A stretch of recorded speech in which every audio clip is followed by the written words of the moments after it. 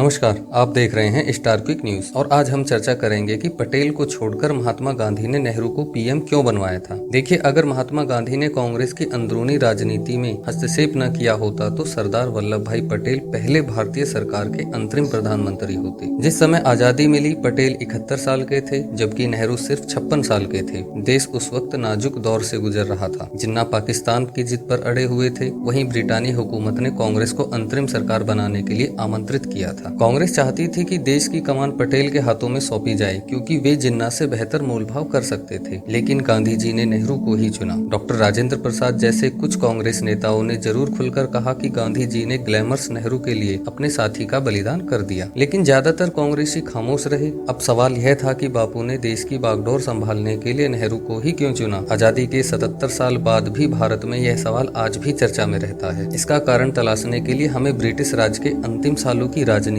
और गांधी जी के साथ नेहरू और पटेल के रिश्तों की बारीकियों को समझना होगा। देखा जाए तो सरदार वल्लभ भाई पटेल से गांधी की मुलाकात नेहरू से पहले हुई थी। उनके पिता जेवर भाई ने 1857 के विद्रोह में हिस्सा लिया था, तब वे 3 साल तक घर से गायब रहे। 1857 के विद्रोह के 12 साल बाद गांधी जी का जन्म हुआ और 18 साल बाद 31 अक्टूबर 1875 में पटेल का जन्म हुआ। यानी पटेल गांधी जी से केवल 6 साल छोटे थे, जबकि नेहरू 14-15 साल छोटे थे। देखिए, उम्र में 6 साल का फर्क कोई ज्यादा नहीं होता, इसलिए गांधी और पटेल के बीच दोस्ताना बर्ताव था। पटेल लंदन के उसी लॉ कॉलेज मिडिल क्लास से बैरिस्टर बनकर भारत लौटे थे, जहां से गांधी जी, जिन्ना बड़े भाई विट्ठल भाई पटेल ने बैरिस्टर की डिग्रियां हासिल की थी। उन दिनों पटेल गुजरात के सबसे महंगे वकीलों में से एक हुआ करते थे। पटेल ने पहली बार गांधी को गुजरात क्लब में साल 1916 में देखा था। गांधी जी साउथ अफ्रीका में झंडे गाड़ने के बाद पहली दफा गुजरात आए थे। देश में जगह जगह उनका अभिनंदन हो रहा था। उन्हें कुछ लोग महात्मा भी बुलाते थे, लेकिन पटेल गांधी के इस महात्मापन से जरा भी प्रभावित नहीं थे। वो उनके विचारों से बहुत उत्साहित नहीं होते थे। पटेल कहते थे कि हमारे देश में पहले से महात्माओं की कमी नहीं है, हमें कोई काम करने वाला व्यक्ति चाहिए। गांधी क्यों इन लोगों से ब्रह्मचर्य की बातें करते हैं। साल 1916 में गांधी गुजरात क्लब में आए। उस समय पटेल अपने साथी वकील गणेश वासुदेव मावलंकर के साथ ब्रिज खेल रहे थे। मावलंकर गांधी से बहुत प्रभावित थे। वो गांधी से मिलने के लिए दौड़े। पटेल ने हंसते हुए कहा कि मैं अभी से बता देता हूँ कि वो तुमसे क्या पूछेगा। वो पूछेगा कि गेहूं से छोटे कंकर कैसे निकाले जाते हैं। फिर वो बताएगा कि देश को आजादी किन किन तरीकों से मिल सकती है। लेकिन हुआ यूं कि बहुत जल्द ही पटेल की गांधी जी को लेकर धारणा बदल गई। चंपारण में गांधी के जादू का उन पर जबरदस्त असर हुआ और वो गांधी से जुड़ गए। खेड़ा का आंदोलन हुआ तो पटेल गांधी के और करीब आ गए। जब असहयोग आंदोलन हुआ तो पटेल अपनी वकालत छोड़कर गांधी भक्त बन गए। और इसके बाद हुआ बारदोली सत्याग्रह, जिसमें पटेल पहली बार सारे देश में मशहूर हो गए। ये 1928 में एक प्रमुख किसान आंदोलन था। प्रांतीय सरकार ने किसानों के लगान में 30% की बढ़ोतरी कर दी थी। पटेल इस आंदोलन के नेता बने और ब्रिटिश सरकार को झुकना पड़ा। इसी आंदोलन के बाद पटेल को गुजरात की महिलाओं ने सरदार की उपाधि दी थी। 1931 में कांग्रेस के कराची के अधिवेशन में पहली बार और आखिरी बार अध्यक्ष चुने गए। पहली बार वे गुजरात के सरदार से देश के सरदार बने। देश को 15 अगस्त 1947 को आजाद होना था, लेकिन उससे 1 साल पहले ब्रिटेन ने भारतीय हाथों में सत्ता सौंप दी थी। अंतरिम सरकार बननी थी। तब यह तय हुआ कि कांग्रेस का अध्यक्ष ही प्रधानमंत्री बनेगा। उस वक्त कांग्रेस के अध्यक्ष मौलाना अबुल कलाम आजाद थे। वो पिछले 6 सालों से इस पद पर थे। अब अब्दुल कलाम के जाने का वक्त हो गया था। तब तक गांधी नेहरू के हाथ में कांग्रेस की कमान सौंपने का फैसला कर चुके थे। 20 अप्रैल 1946 को उन्होंने मौलाना अबुल कलाम को एक पत्र लिखकर कहा कि वो एक वक्तव्य जारी करें कि वो अब अध्यक्ष नहीं रहना चाहते हैं। गांधी ने यह संकेत पहले ही दे दिया था कि इस बार मुझसे राय मांगी गई तो मैं जवाहरलाल नेहरू को ही पसंद करूंगा। इसके कई कारण हैं। इस पत्र के बाद पूरे कांग्रेस में खबर फैल गई कि गांधी नेहरू को प्रधानमंत्री बनाना चाहते हैं। 29 अप्रैल 1946 कांग्रेस कार्य समिति का नया अध्यक्ष चुना जाना था, जिसे कुछ दिन बाद ही भारत का प्रधानमंत्री भी बनना था। इस बैठक में महात्मा गांधी के अलावा नेहरू, सरदार पटेल, आचार्य कृपलानी, डॉक्टर राजेंद्र प्रसाद, खान अब्दुल गफ्फार के साथ कई बड़े नेता शामिल थे। बैठक में बैठे सभी शख्स जानते थे कि गांधी नेहरू को ही अध्यक्ष देखना चाहते हैं। परंपरा के मुताबिक कांग्रेस अध्यक्ष पद का चुनाव प्रांतीय कांग्रेस कमेटियों द्वारा किया जाना था और 15 में से 12 प्रांतीय कांग्रेस कमेटियों ने सरदार पटेल का नाम प्रस्तावित किया। बची हुई 3 कमेटियों में आचार्य जेबी कृपलानी और पट्टाभी सीतारमैया का नाम प्रस्तावित किया गया था। पार्टी के महासचिव जेबी कृपलानी ने पीसीसी के चुनाव की पर्ची गांधी की तरफ बढ़ा दी। फिर गांधी ने कृपलानी की तरफ देखा। कृपलानी समझ गए कि गांधी क्या चाहते हैं। उन्होंने नया प्रस्ताव तैयार कर नेहरू का नाम प्रस्तावित किया। उस पर सबने दस्तखत किए। पटेल ने भी दस्तखत किए। अब अध्यक्ष पद के 2 उम्मीदवार थे, एक नेहरू, दूसरे पटेल। नेहरू तभी निर्विरोध अध्यक्ष चुने जा सकते थे जब पटेल अपना नाम वापस वापस लें। कृपलानी ने एक कागज पर उनकी नाम वापसी की अर्जी लिखकर दस्तखत के लिए पटेल की तरफ बढ़ा दी। मतलब साफ था, चूंकि गांधी चाहते थे नेहरू अध्यक्ष बने, इसलिए आप अपना नाम वापस लेने के कागज पर हस्ताक्षर कर दें। लेकिन पटेल ने दस्तखत नहीं किए। उन्होंने यह कागज गांधी जी की तरफ बढ़ा दिया। गांधी ने नेहरू की तरफ देखा और कहा, जवाहर वर्किंग कमेटी के अलावा किसी भी प्रांतीय कांग्रेस कमेटी ने तुम्हारा नाम प्रस्तावित नहीं किया है, तुम्हारा क्या कहना है? नेहरू खामोश रहे। वहाँ बैठे सारे लोग खामोश थे। गांधी को शायद उम्मीद थी कि नेहरू कहेंगे कि ठीक है, आप पटेल को ही मौका दें, लेकिन नेहरू ने ऐसा कुछ नहीं कहा। अब अंतिम फैसला गांधी को करना था। गांधी ने वो कागज फिर पटेल को लौटा दिया। इस बार सरदार पटेल ने उस पर दस्तखत कर दिए। कृपलानी ने ऐलान किया तो नेहरू निर्विरोध अध्यक्ष चुने जाते हैं। कृपलानी ने अपनी किताब Gandhi is life and thoughts में इस घटना पर पूरी विस्तार से जिक्र किया है। उन्होंने लिखा है, मेरा इस तरह से हस्तक्षेप करना पटेल को बिल्कुल अच्छा नहीं लगा। पार्टी का महासचिव होने के नाते मैं गांधी जी की मर्जी का कार्य यंत्रवत कर रहा था और उस वक्त मुझे ये बहुत बड़ी चीज नहीं लगी। आखिर यह एक अध्यक्ष का ही तो चुनाव था। मुझे लगा अभी बहुत सी लड़ाइयां सामने हैं, लेकिन भविष्य कौन जानता है। लेकिन अब सवाल यह उठता है कि गांधी ने ऐसा क्यों किया? दरअसल यह महात्मा गांधी ही कर सकते थे। कांग्रेस का अध्यक्ष कौन बनेगा, ये फैसला एक ऐसा आदमी कर रहा था जो 12 साल पहले ही कांग्रेस की प्राथमिक सदस्यता से इस्तीफा दे चुका था। लेकिन कांग्रेसियों के लिए ये बड़ी बात नहीं थी, क्योंकि साल 1929, 1936, 1939 के बाद ये चौथा मौका था जब पटेल ने गांधी जी के कहने पर अध्यक्ष पद से अपना नामांकन वापस लिया। उस समय जाने माने पत्रकार दुर्गादास ने अपनी किताब India from Curzon to Nehru में लिखा है, डॉक्टर राजेंद्र प्रसाद ने फिर से कहा कि गांधी ने ग्लैमर्स नेहरू के लिए अपने विश्वसनीय साथी का बलिदान कर दिया और मुझे डर है कि कहीं नेहरू अंग्रेजों के ही रास्ते पर आगे न बढ़े।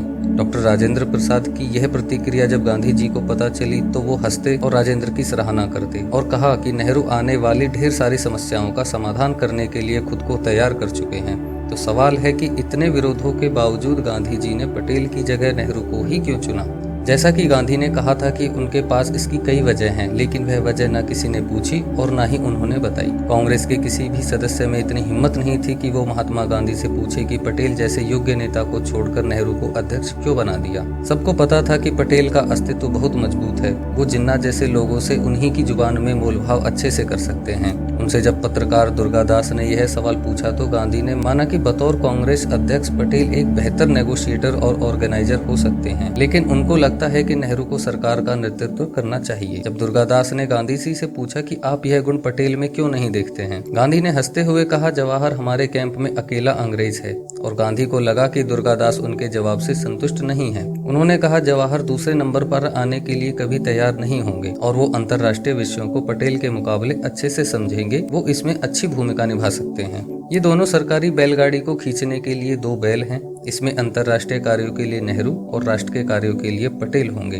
गांधी के इस प्रेस इंटरव्यू से दो बातें निकल कर आईं। एक यह कि नेहरू कभी भी नंबर 2 पर नहीं आना चाहते थे, जबकि गांधी को भरोसा था कि पटेल को नंबर 2 होने में कोई ऐतराज नहीं होगा। और वाकई ऐसा ही हुआ, क्योंकि पटेल नाराज होने की बजाय एक हफ्ते में सामान्य हो गए और हंसी मजाक करने लगे। उनकी बातों पर हंसने वालों में खुद गांधी भी शामिल थे। दूसरी बात ये, गांधी को लगता था कि अपनी अंग्रेजियत के कारण सत्ता हस्तांतरण को नेहरू पटेल के मुकाबले ज्यादा बेहतर ढंग से संभालेंगे। महात्मा गांधी ने एक और मौके पर यह बात कही थी, जिस समय हुकूमत अंग्रेजों के हाथ से ली जा रही थी, उस समय कोई दूसरा आदमी उनकी जगह नहीं ले सकता। वे हैरो के विद्यार्थी, कैम्ब्रिज के स्नातक और लंदन के बैरिस्टर होने के नाते अंग्रेजों को बेहतर ढंग से संभाल सकते हैं। देखा जाए तो यहाँ गांधी सही थे, क्योंकि बाहर की दुनिया में आजादी की लड़ाई में महात्मा गांधी के बाद दूसरा नाम नेहरू का ही आता है। यूरोप, अमेरिका आदि देशों में नेहरू को महात्मा गांधी का स्वाभाविक उत्तराधिकारी मानते थे, जबकि पटेल के बारे में ऐसा कुछ नहीं था। विदेशों में तमाम बुद्धिजीवियों के बीच नेहरू की चर्चा होती थी, लेकिन इसका मतलब यह बिल्कुल भी नहीं है कि पटेल के व्यवहार व चरित्र में कुछ कमी थी। पटेल व्यवहार कुशल थे, लेकिन थोड़े मुंहफट भी थे।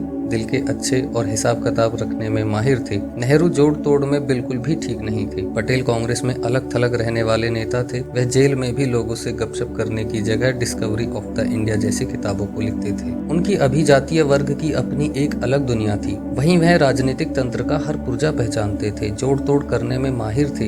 यही वजह थी कि कांग्रेस की 15 प्रांतीय कमेटियों में से 12 में उन्हीं को चुना। वही नेहरू कमाल के वक्ता थे और पटेल को भाषणबाजी से चिढ़ थी। वो साफ साफ कहने वाले इंसान थे। कभी कभी उनकी बातें बहुत तीखी हुआ करती थी। ऐसा बिल्कुल नहीं था कि उन्हें मुसलमानों से कोई चिढ़ थी, लेकिन खरा खोटा बोलने के कारण वो देश के मुसलमानों में नापसंद किए जाने लगे। अतः सभी आंकड़ों के हिसाब से नेहरू अंतर्राष्ट्रीय कार्यों व संबंधों के लिए श्रेष्ठ थे और पटेल राष्ट्र के उत्तम निर्माण के लिए श्रेष्ठ थे। कुछ इस प्रकार की धारणा थी महात्मा गांधी की नेहरू और पटेल को लेकर। शायद इसीलिए महात्मा गांधी ने नेहरू को अध्यक्ष चुनकर प्रधानमंत्री बनाने का फैसला किया था। इस वीडियो में इतना ही। आगे बने रहिए स्टार क्विक न्यूज के साथ। धन्यवाद।